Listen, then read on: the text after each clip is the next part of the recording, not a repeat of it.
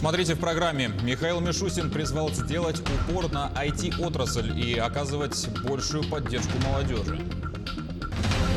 Дети могут недополучить витаминов и солнца из-за пандемии. Как наш регион встретит осенний грипп? А в Нерюнгринском районе сотрудники ГИМС вышли в очередные рейды на водные объекты.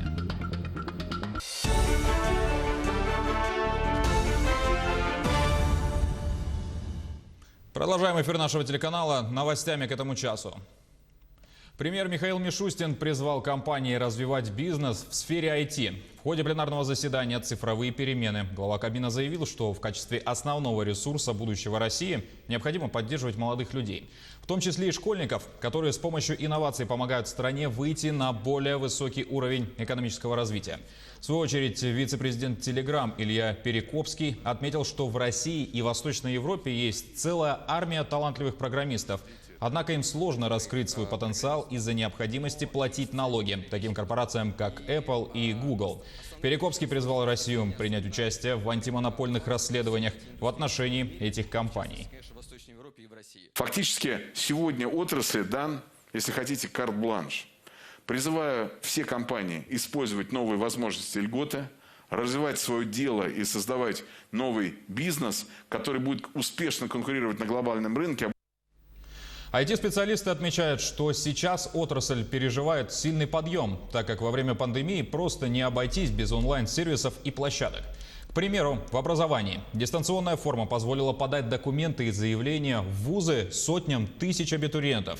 Нельзя забывать и о тех, кто помладше. Замруководителя оперативного штаба Ольга Балапкина сегодня в ходе брифинга обратила внимание на то, что уже сейчас началась подготовка к следующему учебному году в школах. До 1 августа должен быть представлен главе республики четкий механизм, в каком порядке дети пойдут в детские сады, школы, как будут заниматься непосредственно в дополнительном образовании, в музыкальных школах и спортивных кружках, и как будут работать наши учреждения культуры вот в этих достаточно сложных условиях.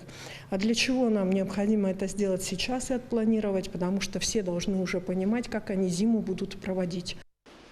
Большому количеству семей пришлось отложить свои отпуска, в связи с чем дети получат более слабый иммунитет. И, как следствие, ослабленный организм осенью в сезон гриппа.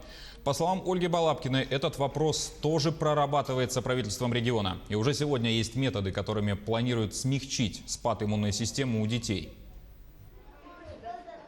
На настоящий момент, так как у нас возможен и карантин по коронавирусной инфекции, для того, чтобы у нас как можно дольше продлить очное обучение наших детей и, соответственно, сохранить здоровье и сохранять процесс, мы на настоящий момент, непосредственно начинаем усиленную вакцинацию детей, противогриппозную по, соответственно, национальному календарю прививок. Поэтому мы понимаем очень четко, что в этом году наши дети получат меньше солнца в связи с тем, что многие ограничили выезды. И поэтому, соответственно, начнем вакцинацию для того, чтобы как можно дальше сдвинуть возможный карантин, если он все-таки по гриппу будет. А в лучшем случае его, конечно, не допустить. Кроме того, оперативный штаб Якутии утвердил регламент обеспечения работодателями контроля приезда вахтовых, сезонных и командированных работников из-за пределов региона.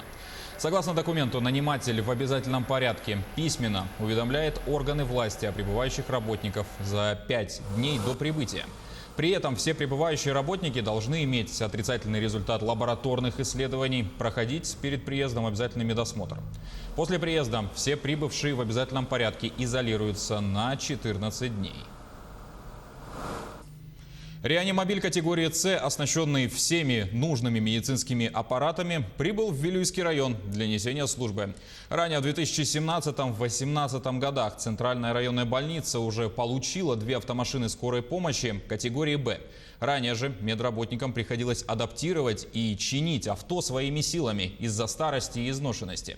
Теперь их отправят на списание, а на выезды отправятся новые оснащенные машины.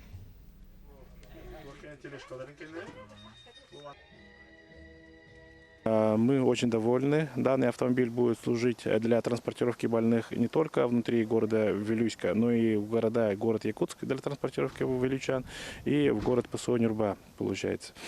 Мы имеем опыт доставки пациентов, именно тяжелых пациентов, до центральных больниц, республиканских больниц. И вот этот автомобиль будет нам подспорьем, так скажем, и помощью, большой помощью, то, что вот этот автомобиль оснащен всеми современными техниками, которые способствуют для благополучной доставки пациентов. Как стало известно, сегодня ночью скончался якутский журналист Георгий Татаринов. На протяжении долгих лет он работал в республиканской газете «Якутия», специализировался на спортивной журналистике. Был лауреатом множества наград. Статьи Георгия Семеновича всегда отличались обстоятельностью, проработанностью и глубиной. Он умел находить необычное в, казалось бы, обыденных темах. Мог преподнести их под интересным углом. И настоящий фанат спорта, фанат журналистского дела.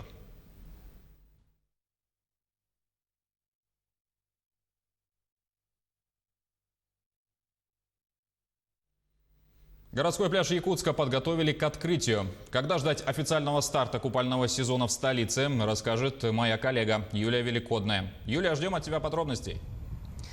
Василий, здравствуй. Да, действительно, пляж на 202-м микрорайоне готов к открытию. 3 дня назад водолазы проверили дно, достали 6 мешков с мусором, очищена и береговая линия. Каждые 50 метров за моей спиной установлены спасательные круги, их 6. Также много мусорных баков и 4 раздевалки. Также здесь есть 4 туалета установлено. И как только пляж откроется, выставят лежаки. Что касается даты открытия, Роспотребнадзор проверил воду и песок и дал разрешение на купание. Осталось дождаться, когда проверит Государственная инспекция по маломерным судам и даст свое разрешение. Поэтому точных сроков назвать пока невозможно. Сегодня был проведен инструктаж для спасателей, которые будут дежурить, как и всегда, на вышках. Здесь установлены буйки для взрослых и для маленьких отдельно, где очень мелко. В общем, все готово к пляжу. Осталось только дождаться разрешения ГИМС. Василий, у меня такая информация. Юлия, спасибо. Добавим, что также сегодня прошло заседание КЧС, в ходе которого сообщили, что решение о сроках открытия примут во второй половине дня. В Нерюнгринском районе объявлен месячник безопасности на водных объектах. Инспекторы осматривают пляжи и при встрече отдыхающих ведут с ними разъяснительные беседы. В очередной рейд отправилась и наша коллега Екатерина Павлова. Здравствуйте. Инспекция ГИМС МЧС. Меня зовут Софик Сергей Владимирович. Проводятся профилактические беседы по безопасному поведению на воде. Почему населению еще раз снова и снова напоминают о правилах купания на водоемах? Анализ статистики показывает, что характер причин происшествий на воде не меняется. Это оставление взрослыми детей без присмотра, купание в необорудованных и запрещенных местах, в состоянии алкогольного опьянения, опрокидывание маломерных судов или лодок, на которых люди не соблюдали правила безопасного поведения на воде.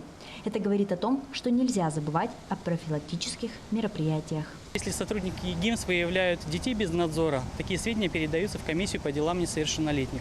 Мы призываем родителей сформировать четкое понимание, что водоем является источником повышенной опасности. Нахождение детей на водоеме без сопровождения взрослых недопустимо. Даже если ваш ребенок хорошо умеет плавать, даже если он говорит, что мы с друзьями будем только загорать либо ловить рыбу.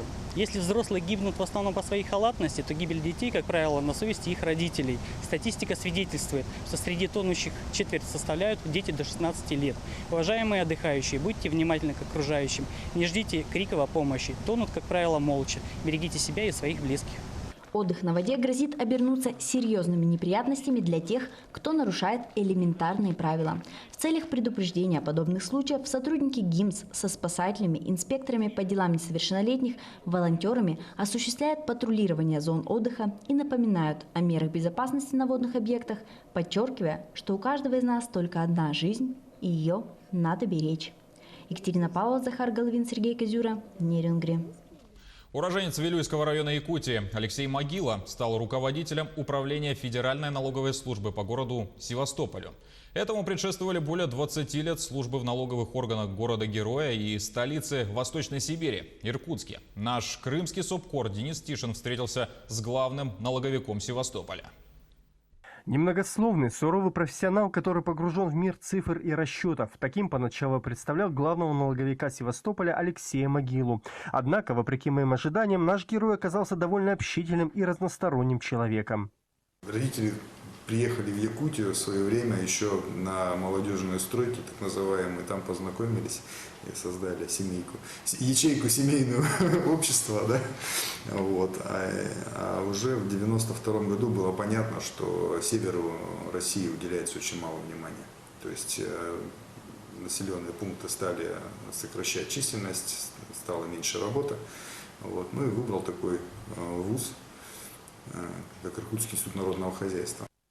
Почти 20 лет Алексей Могила отдал службе в налоговых органах Иркутской области. А в 2014 году, после «Русской весны», ему предложили работу в управлении Федеральной налоговой службы в городе-герое Севастополе. Переезд стал для Алексея Могилы нелегким испытанием.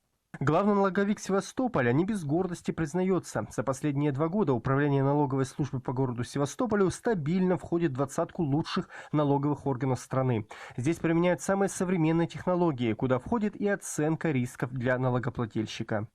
Те технологии, которые мы достигли на сегодняшний момент, позволяют практически с любой точки доступа налогового инспектора получить информацию о любом интересующем налогоплательщике в истории, в его развитии, с наличием рисков и сформировать практически любой документ. В родной Якутии Алексей Могила не был уже 25 лет, но до сих пор сохранил очень теплые воспоминания о республике. Воспоминания, конечно, это самые, наверное, такие, скажем, добрые годы, да, детства, юношества, которые мы провели там. Непростое, конечно, было время, и разные были привычки, тайга, лес, охота, рыбалка. Сейчас, конечно, все пришлось кардинально изменить, поэтому очень рад был бы, чтобы развивалась республика и поселок Исылсыр, где я родился. Конечно, в одном сюжете невозможно передать все жизненные перипетии и профессиональные достижения нашего героя. Кстати, сам Алексей Могила в разговоре подчеркивает, все успехи возглавляемого им ведомства – это прежде всего заслуга всего коллектива, а не только руководителя управления. А наш канал поздравляет Алексея Могилу с назначением на высокую должность и желает ему успехов на нелегком поприще. Денис Тишин, Севастополь. На этом выпуск подошел к концу, но наши корреспонденты продолжат следить за развитием событий, а мы будем держать вас в курсе новостей. Спасибо за внимание и до встречи в эфире.